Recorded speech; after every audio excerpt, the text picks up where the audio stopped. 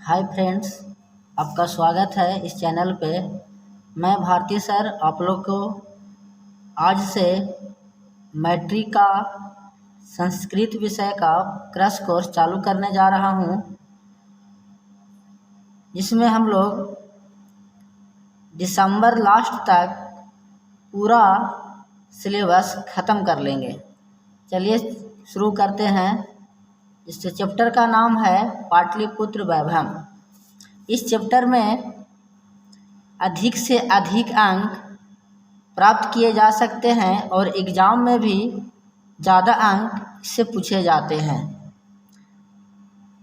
कहता है बिहार राज्यस्य राजधानी नगरम पाटलिपुत्रम सर्वेषु कालेषु महत्वम धारयता। अर्थात बिहार राज्य का राजधानी नगर पटना सभी कालों में महत्वपूर्ण स्थान रखता है। अस्ते इतिहास सहस्त्र परिमिता वर्तते। इसका इतिहास 2000 वर्ष पूर्व का है। यह एग्जाम में कई बार आया है। कितना हजार वर्ष? तो याद रखिएगा 2000 वर्ष पूर्व। अत्र धार्मिक क्षेत्र, यह जो है धार्मिक क्षेत्र राजनीतिक क्षेत्र में विशेष ध्यान को आकर्षित करता है। वैदेशिक यात्री मतलब विदेशी यात्री जैसे कि मेगास्थनीज, फाहियान, वेंगसोंग इत्सिंग ने पटना के बारे में अपने स्मरण ग्रंथ में लिखा है। पाठ्यस्मिन् पाटलिपुत्र वैभवम सामान्य परिचय वर्तता। हम लोग इस पाठ में पाटलिपुत्र वैभव के बारे में सामान्य परिचय को पढ़ेंगे।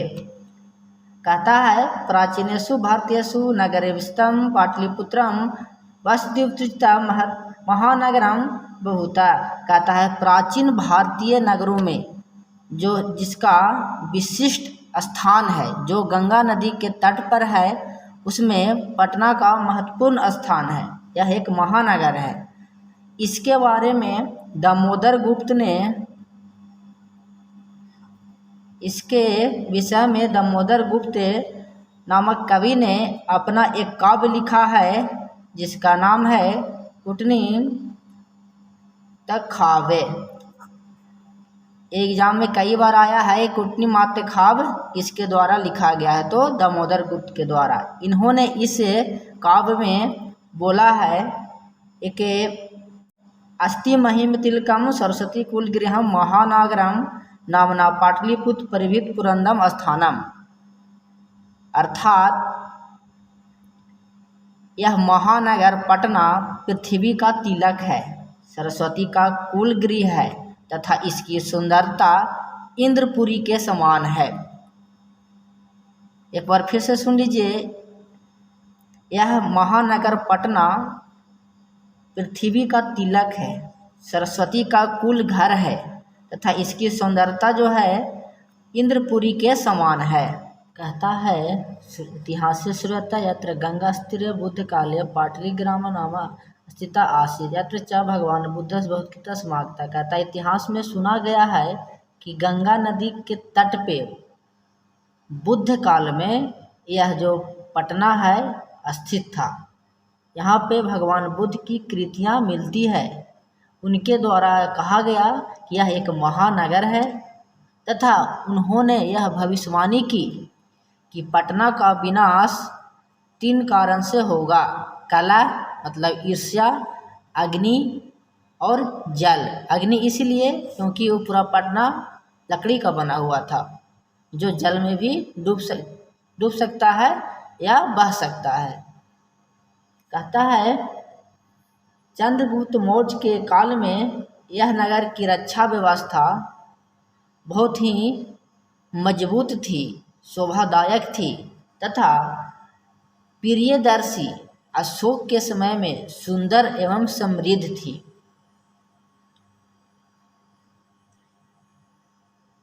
पटना में जो सरस्वती की परंपरा है, विद्वानों का जो जन्म है, इस परंपरा को आगे बढ़ाते हुए इसके बारे में राजशेखर ने अपने ग्रंथ काव्य मीमांसा में लिखा है कि पटना में पातंजलि, पाणिनि, पिंगल, बारूची ने अपने रचनाओं के द्वारा समृद्धि पाई है तथा पटना का नाम रोशन किया है। कतिपयोक्ति प्राचीन संस्कृत ग्रंथेषु पाटलिपुत्रमंतरम पुष्पुरम कुसुमपुर व प्राप्ते। प्राचीन संस्कृत ग्रंथों में पटना का नाम पुष्पपुर या कुसुमपुर देखा गया है। इस नगर में पाटिल नामक फूल का उत्पादन अधिक होने के कारण इसको पाटिल ग्राम भी कहा गया है। शरद काल में वहाँ पे कौमुदी महोत्सव मनाया जाता था जो दुर्गा पूजा के सदृश था, ठीक वैसा ही था। यह गुप्त वंश में बहुत ही प्रसिद्ध था। समय बीतता जाता है और पटना का विकास बढ़ता जाता है। जैसे इसके बारे में अनेक साहित्य ग्रंथ में तथा मुद्रा राक्षस, जिसके लेखक जो हैं विशाखा दत्त है, यह किताब में नहीं है लेकिन याद रखिएगा विशाखा दत्त है मुद्रा राक्षस के रचयिता। इसका विकास मुगल वंश में और बढ़ा तथा आंग्ल शासन काल अंग्रेज के शासन में पटना का विकास और बढ़ते गया। इस नगर के मध्य में पटना नगर की देवी पटन देवी पालिका देवी जो है इसकी रक्षा करती है और इसकी शोभा बढ़ाती है। संप्रति पाटलिपुत्रे पटना नगरम अति विशाले वर्तते बिहारस्य राजधानी च अस्ति। पटना नगर बिहार राज्य की राजधानी है, यह महानगर है। इस नगर का विस्तार प्रतिदिन होते जा रहा है। इस नगर के उत्तर दिशा में गंगा नदी प्रवाहित होती है तथा इस गंगा नदी के ऊपर ही गांधी सेतु नामक एशिया का सबसे बड़ा पुल बनाया गया है, जिस पर रेल लाइन भी बन रहा है। इस नगर में देखने के दर्शनीय चीज संग्रहालय, उच्च न्यायालय, सचिवालय, गोलघर, तारामंडल, जैविक उद्यान और मौर्य काल का अवशेष महावीर मंदिर देखने की चीज है। प्राचीन पटना नगर में सिख संप्रदाय के 10वें गुरु गोविंद सिंह का जन्म है। इस कारण से उसे गुरुद्वारा भी कहा जाता है। पर्यटन चित्रे नगर मिस्ता महत्वपूर्ण धारती। प्राचीन पटना नगर जो अब पटना के नाम से प्रसिद्ध है, पर्यटन मानचित्र पर यह नगर बहुत ही महत्वपूर्ण स्थान रखता है। तो बच्चों, हम लोगों ने पाटलिपुत्र वैभव पाठ को अच्छी तरीक़ा से पढ़ा। उसे संक्षिप्त में फिर समझ लेते हैं कि यह जो है 2000 वर्ष पहले का है। इसका इतिहास जो है 2000 वर्ष पहले का है। ये ग्रंथ है कुटनीमात्र खाप, उसके लेखक दामोदर गुप्त हैं। पटना का विनाश 3 कारण से हो सकता है, कलह, अग्नि और जल, जो गौतम बुद्ध ने भविष्यवाणी की थी। चंद्रगुप्त मौर्य के काल में शोभा इसका और अच्छा व्यवस्था मजबूत था तथा अशोक के समय, प्रियदर्शी अशोक के समय सुंदर और समृद्ध था। इसके बारे में राजशेखर ने भी अपने ग्रंथ काव्यमीमांसा में लिखा है कि यहाँ पर पाणिनि, पिंगल, बारूची, पातंजलि ने अपने रचनाओं के द्वारा पटना का नाम रोशन किया है, समृद्धि पाई है। पटना का नाम पाटलिपुत्र, पाटिल ग्राम, पुष्पपुर या कुसुमपुर मिलता है।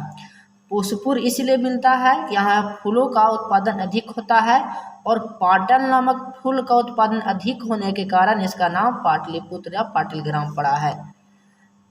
गुप्त वंश के शासनकाल में एक महोत्सव मनाया जाता है जिसका नाम कौमुदी महोत्सव है, जो दुर्गा पूजा के जैसा ही मनाया जाता है। इसका इतिहास मुद्रा राक्षस, जिसके लेखक विशाखा दत्त है, में भी देखने को इस नगर के बारे में मिलता है। इसके उत्तर दिशा में क्या गंगा नदी बहती है तथा सिख संप्रदाय के 10वें गुरु गोविंद सिंह का जन्म पटना में हुआ। तो इस तरह से इसमें क्वेश्चन एग्जाम में आते हैं कि पटना को सरस्वती का कुल गृह क्यों कहा जाता है, कुल गृह क्यों कहा जाता है, क्योंकि यहाँ पर अनेक विद्वानों का जन्म हुआ। पाणिनि, वंतजलि, रुचि जो अपना पटना के बारे में रचना करके ख्याति पाई है। यहाँ पर सरस्वती का कुल वास है। पटना के बारे में बुद्ध की क्या राय थी, तो वही कि पटना जो है एक महानगर है, इसका विनाश 3 कारण से ही हो सकता है, कलह, अग्नि और जल। तो इस तरह से हम लोग ने इस चैप्टर को अच्छी तरीक़ा से देखा। इसमें ऑब्जेक्टिव आती है, इसलिए इसे नोट्स को आप लोग स्क्रीनशॉट ले लीजिए।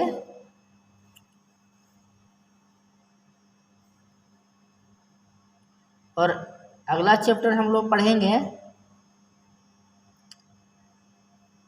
तथा उसी समय बीच बीच में हम लोग इस चैप्टर के बारे में भी डिस्कस करते रहेंगे, ताकि आप लोग को याद होते रहे, रटना नहीं है। ऐसा पढ़ना है कि पढ़ने के साथ ही आपको चैप्टर कंप्लीट हो जाए। तो बच्चों, यह था आप लोग का पाटलिपुत्र वैभव चैप्टर, जो आप लोग के मुश्किल से 10 मिनट में ख़त्म हो गया। इस तरह से आप लोग को बहुत जल्द ही दूसरा चैप्टर पढ़ाया जाएगा तथा यह किताब ख़त्म होने के बाद तुरंत संस्कृत व्याकरण भी शुरू किया जाएगा। तो इस चैनल पर बने रहें और देखते रहें। जय हिंद।